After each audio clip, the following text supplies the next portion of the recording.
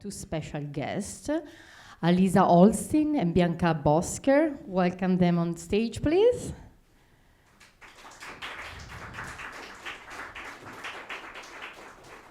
Thank you for coming. For who doesn't know my name yet, I'm Chiara Basso. I'm the communication strategist here at Casa Italiana. And I used to be a journalist before coming here at Casa Italiana. And I wrote an article once about Americans that realized their Italian dream, Americans that decided to move to Italy, and they stayed there happily ever after. We have here Alizah tonight that she went to Italy for a few years in different moments of her life. She decided that to move to Italy, probably when she was already in high school. After reading Dante, she will explain everything about that. And then she decided to come back. So did she realize her Italian dream or not? How was her experience in Italy? Did she wake up from Italian dream or not? And we have here with us Bianca Bosker, as I discovered, like me, an omnivore journalist. Bianca writes a lot of stories for The Atlantic, The New Yorker. She will tell us more about herself. But let me share with you just a couple of biographical notes about Alizah. So Alizah holds an MFA in Creative Writing and Literary Translation from Vermont College of Fine Arts, International MFA program, and the PhD in Medieval History from Cornell University. You can find her essays in Hamilton Arts and Letters, Market Watch, and her voice in the narration of My Roman History, her book that she presents tonight. When she's not writing, she works as an independent editor for academic writers and writers of creative nonfiction and as a college essay coach. She lives with her family in Providence, Rhode Island. And enjoy the talk of tonight. Thank you so much. Thank you. Thank you all so much for joining us this evening. I am delighted to be here with you all. I'm especially delighted to be here with Alizah to talk about her book, which I devoured with so much pleasure. I consider myself someone obsessed with obsession, and I was just completely transfixed by your own passion for Dante, for the Italian language, for Rome, for history, all of which we will discuss tonight and more. I will be leading the conversation. This is why I'm here in front of you all. But then we will be opening it up for questions, so you all have a chance to share and comment and get all of your burning questions about Italy off your chest. The book is, you'll tell us more about it, but really begins from, it's a really extraordinary memoir because it takes us through your own history, although we learn why this is a sort of complicated term, beginning with your passion for Italy as a student in high school and all the way through how your own relationship to Italy is this kind of constant through line through your life, culminating in some ways in this moment and in this book, which is so remarkable. But I wanted to see if maybe we could start, you could read us just a little section to kind of set the tone and kick us off and perhaps introduce where this whole fixation started. Thank you, Bianca. Before we start, I'd love to jump in. I just want to quickly thank the Casa Italiana. Thank you to Chiara, to Stefano, who couldn't be here tonight, he's not feeling well, to Julian, who helped organize many aspects of this event, and to Lynn Gumpert, who's here in the audience and who first connected me with Stefano, without whom I don't think this would have happened. And thanks to everyone who showed up tonight. So I'm going to start by reading the opening of the book because I think it sets up the first moments for me of where my sort of long Italy Rome story originated. Chapter 1 is called Romana. Italian, like most Romance and Germanic languages, does not differentiate between history and story. Both concepts are contained in a single word, storia. What follows is both history and story. It is a storia. The first place I ever wanted to go, independently and of my own volition, was Rome. When I was 17, my brilliant senior year English teacher introduced our class to Dante. While the medieval poet likely did not write Inferno, the first part of the trilogy known as the Divine Comedy, to appeal to teenage girls, it nevertheless worked on me some kind of dark magic. Dante, a middle-aged man meandering through a landscape of perdition, led me to Italian history, and the history led me to the language. It was the language, I think, that led me to the place. One evening that fall, it was late 1992, I decided I would go. Not that summer or the following year, but that very night. My parents and brothers had already gone to sleep. Our house, located along the tracks of the Green Line on the Boston trolley system, was quiet, but for an intermittently passing train. Rumbling along on their steel tracks, the trolleys had become such a familiar background to my thoughts that I hardly noticed them any longer. That night, though, the passing train suddenly seemed like a signal of opportunity, like a vein leading to the beating heart of something. I stuffed a backpack with some extra clothes and picked up the bank card that gave me access to my collected savings. I took a last glance at the poster on my wall, a gift from a friend in my class, depicting a young American woman striding down an Italian sidewalk, then crept down the stairs and slipped out of the house. I'd buy the plane ticket at Logan Airport, I thought. Could you really do this? Or did it just happen in movies? I didn't know. I didn't concern myself too much with the details. Standing under the dim lights at the deserted Beaconsfield trolley stop, I imagined waking up the next morning in Rome. I didn't have a clear sense of what that might look like, but I envisioned a saturated kind of sunlight, chirping birds, the click-clack of shoes on cobblestone. I would listen to people speaking words that Dante had spoken. I would touch with my hands and the soles of my feet the history of a place I knew only from books. Paper and ink would miraculously turn to soil. So that's where it began. Absconding in the night. Well, I want to maybe just start by asking you to tell us a little bit about the book and where it came from for you. You know, when we spoke a couple weeks ago, you distinguished between what you described as the intellectual mission of the book and what you called your personal mission with the book. And so I'm curious, tell us a bit about what were those? How are they similar? How are they different? This book, even though it started when I was 17, didn't, the first words were not, I didn't write them until 2015. And so there was a long story between the beginning of experience and the beginning of writing. In 2015, I had 2 children. I had a baby gear business that was a manufacturing-based fleece outerwear business for babies, which was a completely different place than I thought I would ever have ended up in my life. And in fact, of course, I hadn't ended up there, but it felt like that at the time.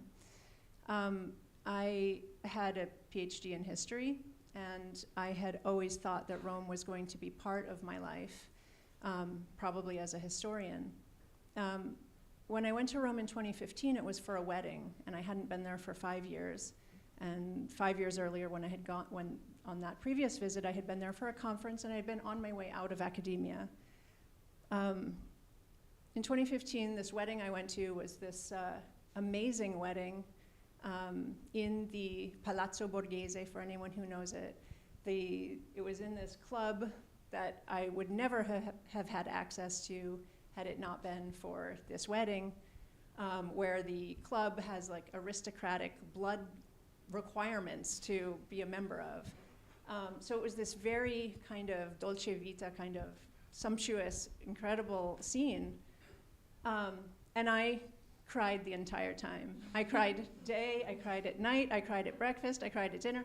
I walked around the city in tears because I felt this sudden recognition that I was not the person that I thought I was supposed to be. So I was really, really wrestling with, like, what does that even mean to feel that we're supposed to be something and then we're not that thing. We're suddenly, 40 years old and we're something else. So when I got back from Rome, I started to write. And at first I thought what I wanted to do was to write a story about a person who had been central to my dissertation, who is a figure named Cola di Rienzo, who's an interesting historical figure. And I wrote and I wrote and I wrote, and I copied different nonfiction writers' ways of writing about history. And I first did it this way, I first did it that way, and nothing really felt like it was happening. So on the one hand, for myself, the personal mission was that I felt I needed to recover a sense of myself, and I needed to recover a sense of what it meant to be a historian, even though I wasn't one any longer. I wanted to make sense of, like, what did all of that stuff that I had learned, all of the trips to the archives that I had made, all of the work and the contacts and the trying to fit in, and what did all of that add up to after you don't actually anymore have a career? And the intellectual mission was very much connected to it, which was, what does the history mean to me on a intellectual level and on a personal level? What does the story of Cola even mean to me anymore? What does medieval Rome, or even modern Rome, mean to me now that I'm not a historian of that city? So the book was born of that. Eventually, I moved away from the third-person narrative about Cola di Rienzo, and I brought the book back to, somebody told me, she was a writing mentor. I had by that time joined a MFA program, and one of my first mentors said, I think you're gonna need to put yourself in this book. Because I had, for the first packet submitted for that MFA, I had written about 20 pages that was the story of Cola in the third person, and the very end of it was a page and a half in the first person. Everyone in that group, there were about 25 people, and they were like, yeah, the history's nice, but what is that page and a half at the end? And that page and a half at the end were the beginning of what I just read to you. So it was when I started to insert myself into the story, which as a historian was terrifying and felt wrong, that it started to have more meaning for me.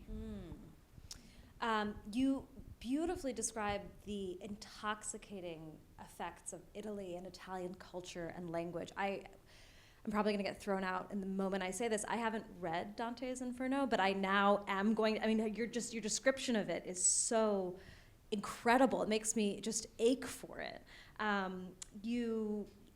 Italy just seems to have grabbed hold of you, and you write about as a senior in high school when you first read Dante's Inferno. You began to study Italian. You took these Italian, how-to audio cassettes out from the library. And you say that you'd studied French, and I quote, "But where studying French raised in me a mild curiosity, learning Italian felt like turning the key to a room with every passing day I wished more fervently to enter." I don't think it's just you. I think something about Italy has also brought all of us here tonight on a frigid, cold, weekday night. And I'm curious, having spent time thinking about it and writing about it, why is Italy so intoxicating? And what does immersing ourselves in it as an American, as a human, and whether it's its streets or its history, what does it do for us? It's a small question. I can 1 or 2 sentence answer. I mean, I think I grew up in the Northeast. The first scene is rooted in Boston. I think for me going to Italy, there was such an immediately different sensibility that I think we can all sort of imagine what that feels like. That was really powerful for me. Sometimes it was really uncomfortable. Certainly my first time there when I was 18, I felt under a lot of scrutiny. I mean, I felt my friend and I, my traveling companion, she was tall she is still very tall and blonde and beautiful, and she got, this incredible amount of very stressful attention from men on the street. And so the two of us, before we would leave any apartment or wherever we were staying, we would pause at the door and go, take deep breaths and then go, okay, do we know where we're going? and then we would just like book it without, looking right or left, because the moment we stopped, and God forbid if we opened a map, we would sort of be, immediate targets. I look at that in the book and I think about that because my friend was really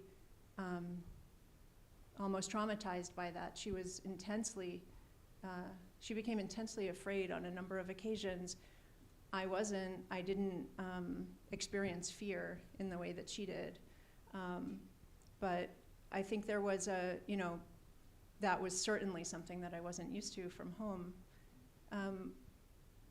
Of course, there's all the rest of the things that I think I as an 18-year-old, like, the food or the things that we think about as kind of classic Italian in the great marketing that Italy has done of itself over the second half of the 20th century, the Vespas and whatever was novel to me, but what really stood out was the history of the place to me, even as a teenager, and Rome spectacularly so for that reason. I felt very attached to Rome, like even in my first diaries from that trip, when we left Rome, I felt like I was leaving a place I didn't want to leave, and I was looking forward to coming back because we started in Rome, went to northern Italy, and then came back. Do you describe it as like coming home, I think, somewhere? Yeah, I did. And I wrote home again to Rome again when we were heading back from the north of Italy back to Rome. I think there's one of the sort of factors that the book delves into is my own family history. I'm not Italian, but my father's first language essentially was Italian when he was a toddler, because my grandfather was a civil servant who worked for the precursor to the Marshall Plan, which is called UNRWA. He was sent over there immediately after World War II ended, in September of 1946. And then my grandmother followed with my father and my uncle in the following, they left at the end of March my grandfather went in 1945 in the fall, and my father followed in the spring of 1946, and they lived there for 2 years in Rome.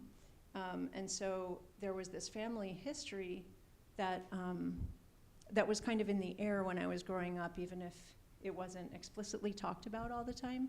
And certainly nobody really talked to me in any depth about it, but I had been really aware that my grandparents had spent these really 2 happy years in Rome.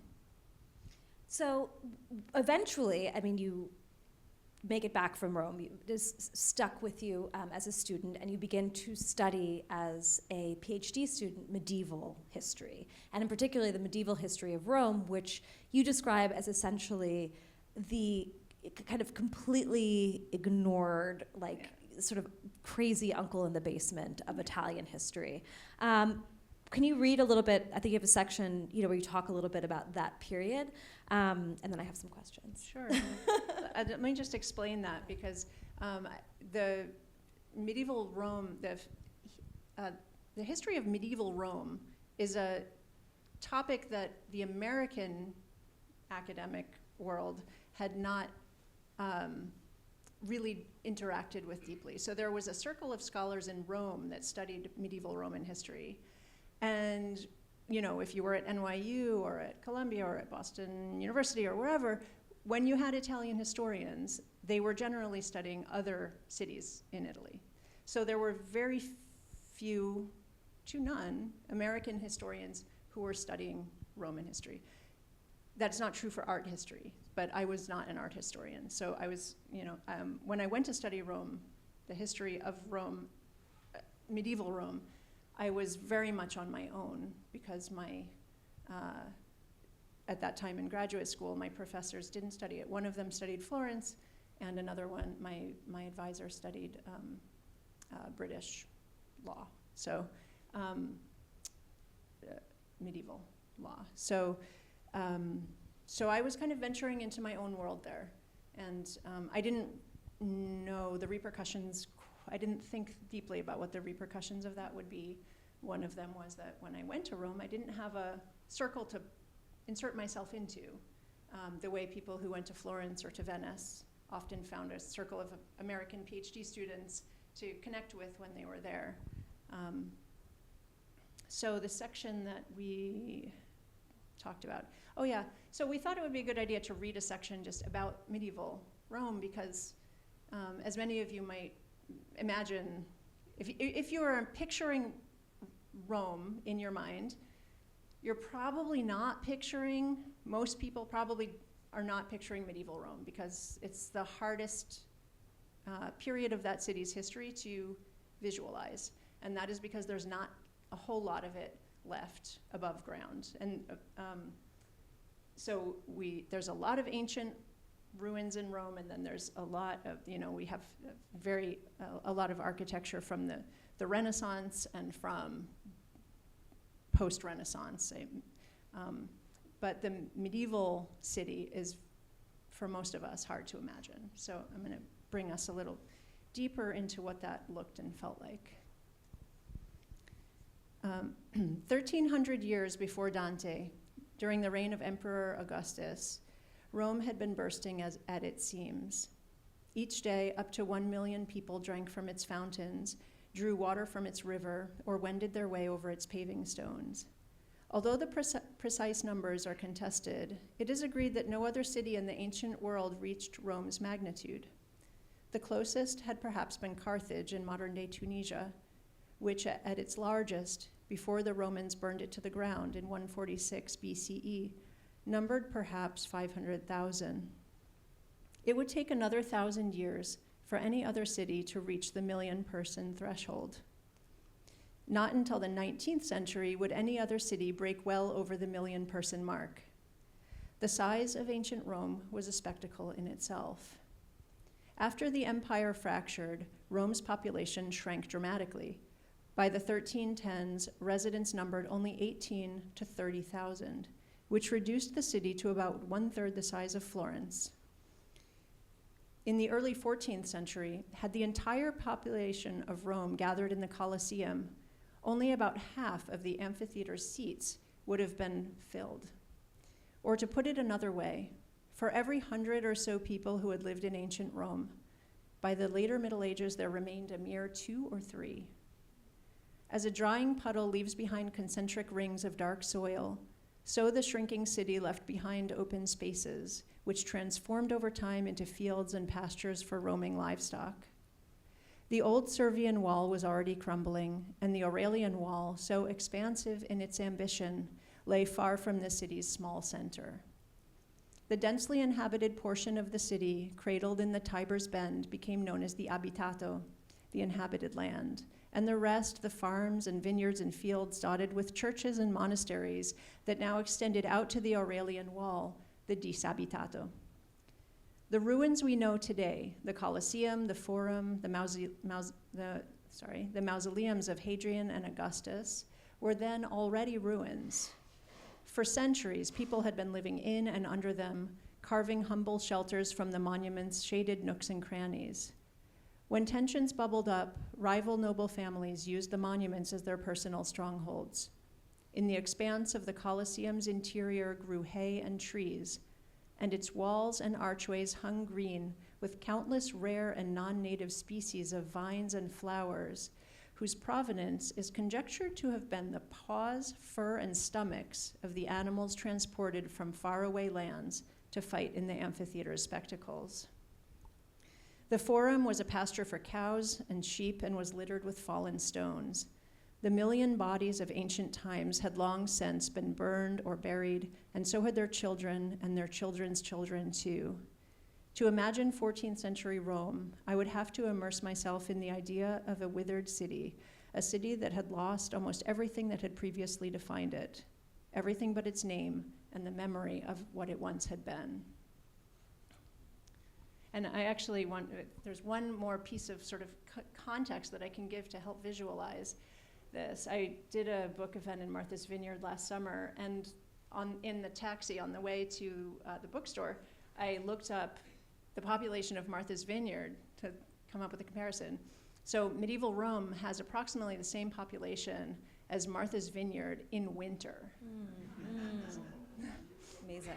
Well, it was this period, I think, that you gravitated toward because it was sort of this that nothing moment in the grand scheme of history, right? Like the Pope had moved out of town. It was so, I mean, in some ways, as a New Yorker, it reminded me of like post-COVID New York, where I was like, it just felt kind of empty and sort of like, are we still great? And I love the way that when you write about history, you do it with this carnality that I found very refreshing and surprising. I think so often, historians write from a sort of, kind of ivory tower perspective, and it can feel sort of like you're being lectured, and there's only one right way to look at it. And you describe, I think it's like the desiccated, mouse carcass that you or one of your colleagues finds as they're going through these tomes of books in the archives. You describe the smell of the paper in the archives, the way that you talk about on your trip to Rome. I had never seen ancient objects so wild, so free in their abandonment. All the ancient things I knew were cordoned off in museums, preserved by the cotton-gloved hands of professionals, objects labeled and lined up like butterflies snuffed of life and pinned to boards. Here, my first glance seemed to confirm the past could go on living alongside the present. It could even, the ancient walls seemed to say, be free. And I was curious to know, I have many questions about history, but one is, how did Italy's relationship to history perhaps inform your own relationship to your storia that you tell in this book? And also, I'm curious, how did you as a writer and as a trained historian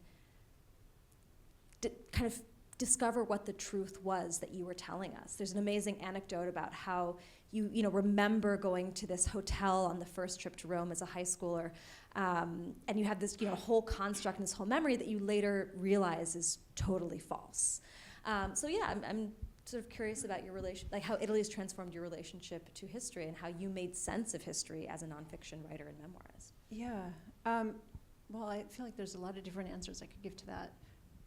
Interesting question. So the mouse, my friend found completely flat. It was like a bookmark, a mouse with fur and everything that had been squashed in the pages of some medieval books for who knows how long since anyone had found it before. So that was kind of an amazing archive find.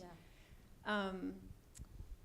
And the moment of forgetting, it was interesting because that Bianca's referring to a moment I described in it was the first and the second draft of the book. I had this pretty elaborate description of the hotel room that we had been staying in this when I was 18 and that first trip with my friend. And I described it. It was dark. There was dark wood on.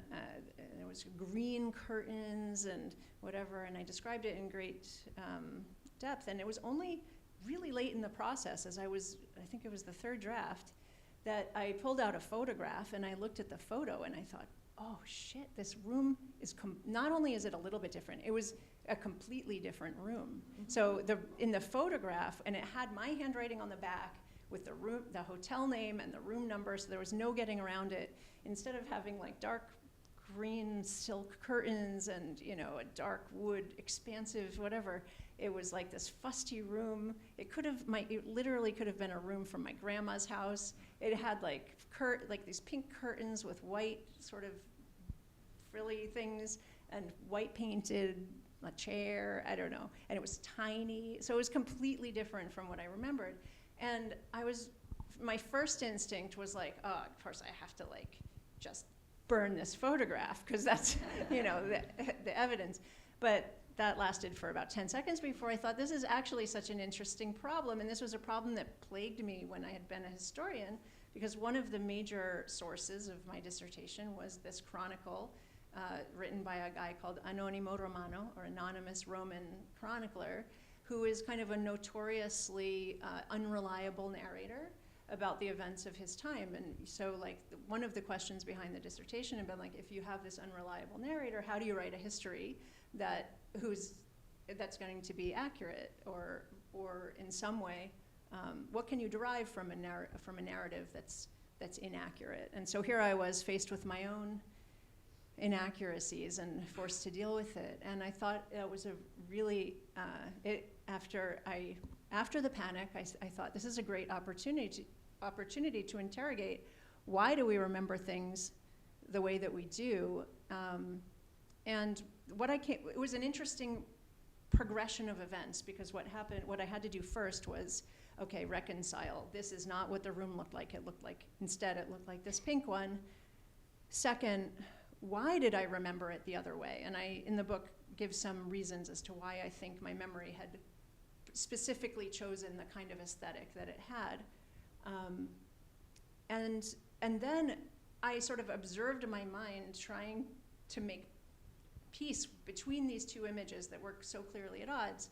And what happened so interestingly is, like, now if you ask me to, like, recall that room, I feel like I have no memory. I mean, I don't have one that feels real. So in a way, the writing about it and the sort of reconciling with the actual truth of what this room looked like deprived me of my realer memory of what it was. So I feel a little bereft in the end about that experience.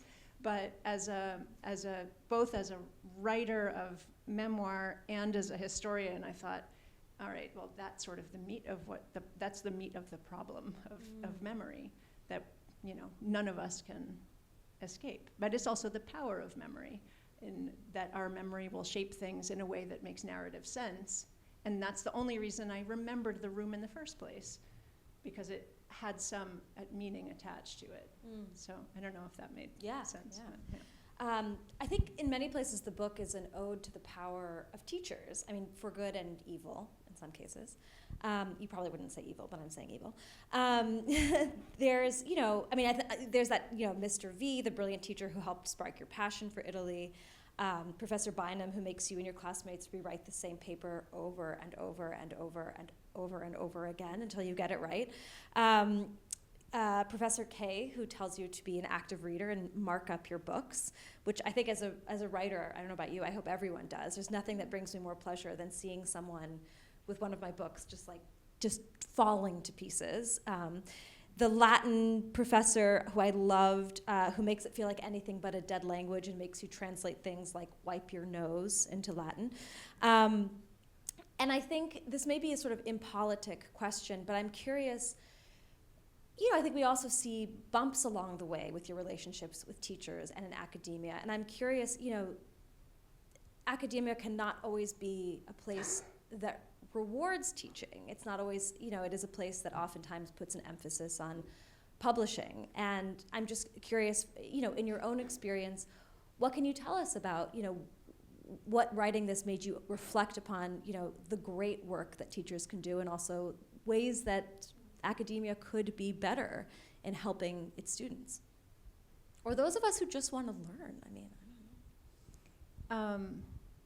Well, first of all, I'd like to say that Professor Caroline Bynum is here tonight, and so the person who first really taught me how to write academic prose, and that was, as described in the book, what Professor Bynum did was, we had written this paper for a medieval history seminar. I think there were 12 or 13 of us in the class, and I sort of, proudly handed in my paper thinking it was pretty good, and as did everyone else probably, and we got our papers back, and they were, she was like, this was terrible. Like, everything was marked up, the margins were filled with her notes of like why this sentence didn't work and why this verb wasn't good and all these things.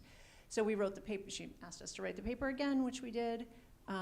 Second time, handed it in. Anyway, we went through 4 drafts, and she said after the first one, she had originally said, I'm not moving this class forward until you get this short paper right, until you learn how to express what you think through your words, and you won't know what you think until you write it. And if your writing is sloppy, then it means your thinking is sloppy. And that sort of military regime, which lasted in my memory a month, but who knows how long it was, really was the basis on which I learned how to string 2 sentences together in a way that was, where the sentences had a kind of integrity to them. I've carried that with me a long time. And I notice when a sentence doesn't feel real or doesn't feel authentic, or it feels like the words are slipping away.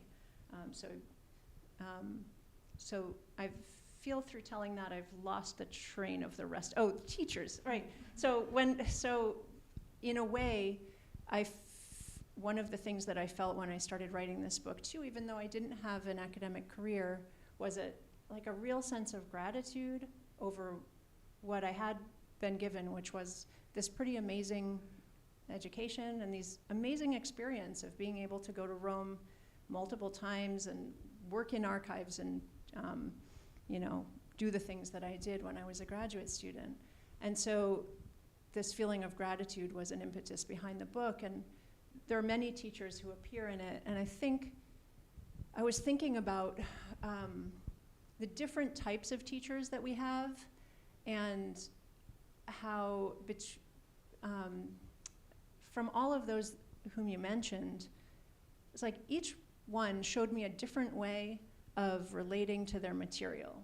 So each person showed me a different reason that they made this like the center of their life, why they did this, why they devoted their life to this endeavor. Sometimes it was an intellectual motivation, sometimes it was like a practical one, like I needed a job. In some cases it was like a sense of pure love. I love this thing so much, I can't do anything else. And so I feel from this group of people who are my teachers and my mentors, who were all very different, but I felt it gave me such a wealth of options for learning what mattered to me about what I was doing. And I think that only became clearer to me as I was writing my way through it, thinking, oh, like that person's relationship to their material, relationship to the questions that they ask, or the way that they go about doing it is so different than this other person's, and yet they both have the same title. They teach in different places, but what grounds them is very different. And that was fascinating to me, and then it made me ask, for me, what was it? So. I want to open it up for questions. If you have any, if not, I've got lots of other thoughts. Yes, please, in the back. I'm curious, the part where you started, did you actually make it home the next morning? Thanks for that question. I always forget I meant to say in the beginning, I didn't make it because I realized you needed a passport. Yeah, so I got off the train and I walked home, and not that night. So I still don't know if you can actually get a plane ticket at the airport. Maybe someone in this room knows. Used to be able to.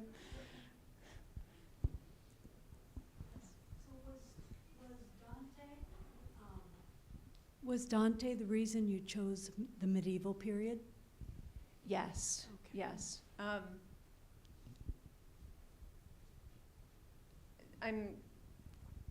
Dante was the place where I started, and in my first year of college, I said I was going to be an Italian major. And so I took a year of Italian, and then I left it for a while. But when I left school even, I took a gap year, as it's now called. There wasn't a word for it back then.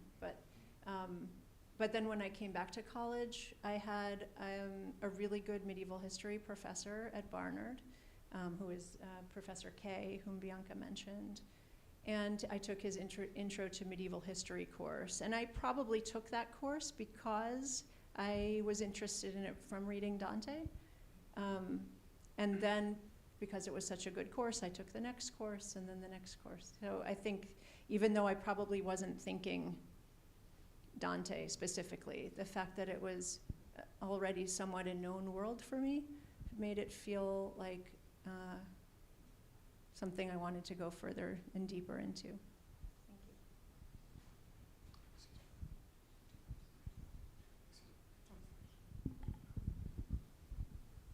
Hi. I had a question. Towards the end of the book, you write somewhat movingly about the fact that having gone through all this process, having learned multiple languages, having spent so much time in the archives and so on, you still feel that maybe you'd bitten off more than you could chew, maybe that you were not the right person to have done this far.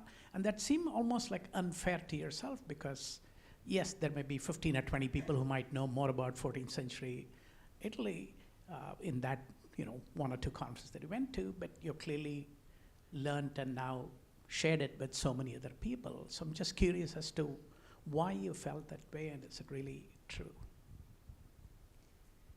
I'm trying to remember where and how I said that. It was right after your disastrous meeting with the professor where you left the boots and he came back that's and why you started I felt bleeding. that way. Yeah. So at that point I was still, so thank you for your question. There's a chapter that narrates the most excruciating moment of my life, which was this meeting with a professor, and a Roman professor in Rome, in Italian, in his home at night on a very small blue velvet love seat. With his slippers on. With his, he was wearing like furry slippers. In my memory, they had the little bear claws sticking out the front, but because, what? You don't have a photograph. I don't have a photograph, so I did edit it out in the last version because I thought I can't be sure that the claws were there, but they were furry. And as I was leaving that meeting where a whole chain reaction of cataclysmic things occurred for me, I got a really bad nosebleed on the bus, and the bus got stuck in traffic, so that not only had the night gone really poorly, but I had blood dripping down my face, and I had a napkin, it was dripping down my arm, and I was standing on this bus evaluating my life options and thinking, it's not gonna happen. Like, I'm just not gonna, it's not gonna happen. I think it was some of it was my own insecurities, and because it was always hard to get a job in academia, even when the job market is pretty good. But soon thereafter came the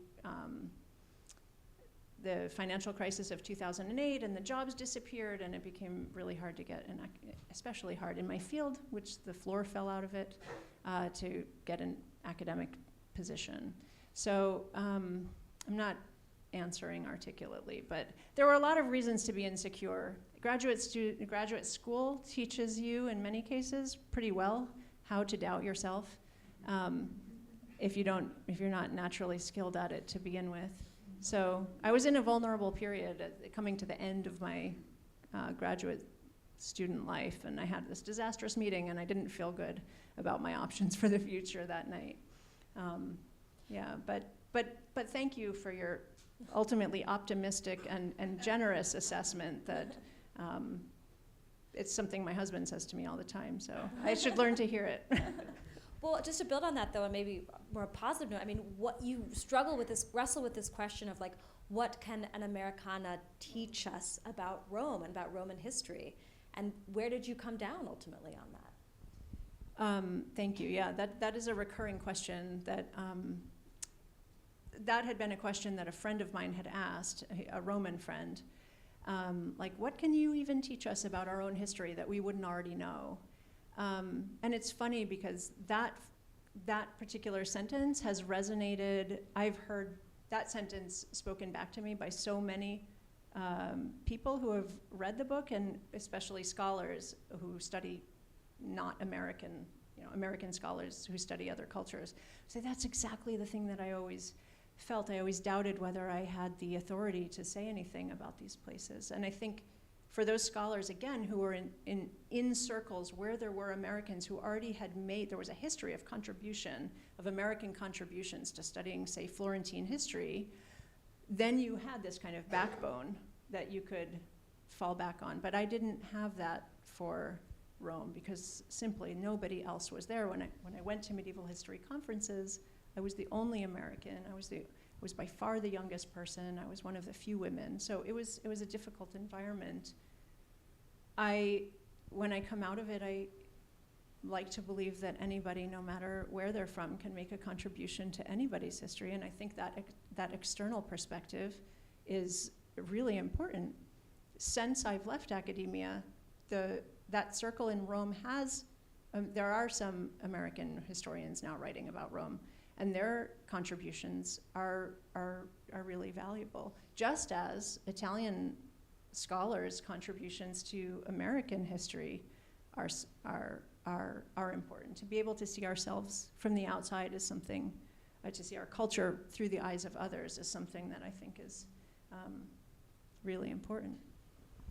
Maybe, yeah, well, okay, last two.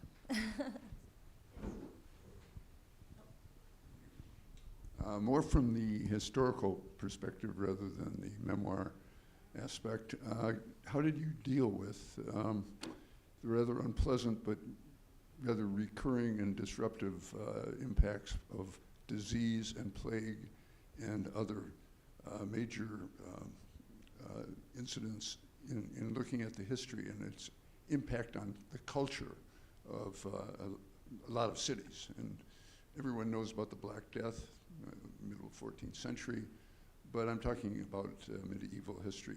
Disease certainly was rampant. Most historians, memoirists don't really feel like dealing with it. It's just not a nice topic. So how did you deal with it? Can you clarify what you mean by how did I deal with it? Yes. Like in what sense? Its impact on culture, its impact on progress, its impact on survivalists, impact on growth, impact on people staying there, people leaving. Mm-hmm. It's quite, Well, they're quite impactful, but most historians don't deal with it very well. Well, there is a whole body of work on, by scholars who have specialized in the study, say, of the Black Death and the social and economic repercussions of it in Italy and in other places. Rome was less affected by the Black Death than other cities in Italy, probably because it was not a port city, so where Pisa and Genoa and then Florence were immediately and devastatingly affected. Rome, the sources don't speak to major change in Rome. That said, there is a lot of volatility after the Black Death in Rome, but there had been before as well.